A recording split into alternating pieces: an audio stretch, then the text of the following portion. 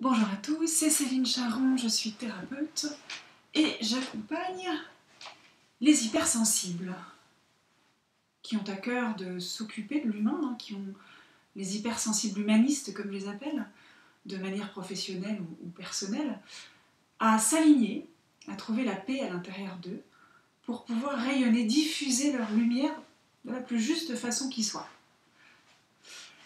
Et donc aujourd'hui, pour cette deuxième éclair de conscience, j'avais envie de vous parler de quelque chose qui me semble important à garder en tête un petit peu dans notre quotidien, c'est que l'autre n'est pas dans notre tête. Et bien oui, ça paraît un peu évident comme ça, que l'autre n'est pas dans notre tête, parce que déjà physiquement c'est pas possible.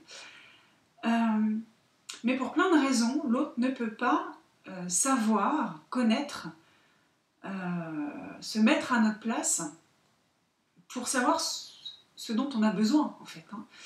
Donc l'idée, c'est qu'on apprenne chacun d'entre nous à mieux ou carrément à exprimer nos besoins. Parce que certains ne le font pas du tout, certains le font un peu, ou certains le font peut-être pas de la meilleure façon qui soit, ce qui fait que quelquefois ça n'ouvre pas les portes qu'on souhaiterait.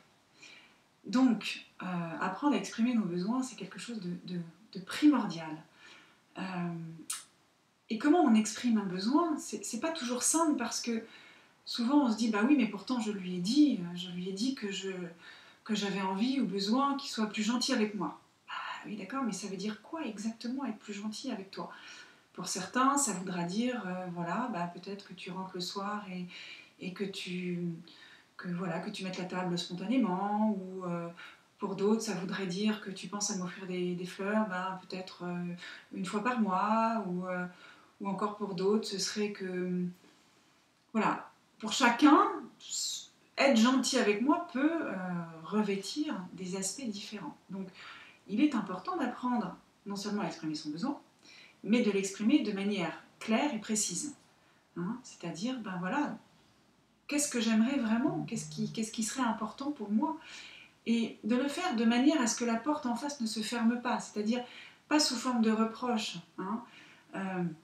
Du style ah mais tu m'offres jamais de fleurs, ou tu ne mets jamais la table. Alors là évidemment si on commence comme ça, en face la porte se ferme immédiatement et puis c'est fini, il n'y a plus d'échange, il n'y a plus de communication possible. Donc j'apprends à exprimer mes besoins, je pense à exprimer mes besoins parce que l'autre n'est pas dans ma tête, et que s'il se met dans ma tête, peut-être que quelquefois il peut s'y mettre mal, et que du coup peut-être qu'en pensant bien faire et en pensant que moi j'ai besoin de ci ou de ça, il va m'apporter des choses dont moi j'ai pas besoin, et du coup ça va générer chez moi de la frustration ou de la déception, voire même de la colère parce que tu comprends rien.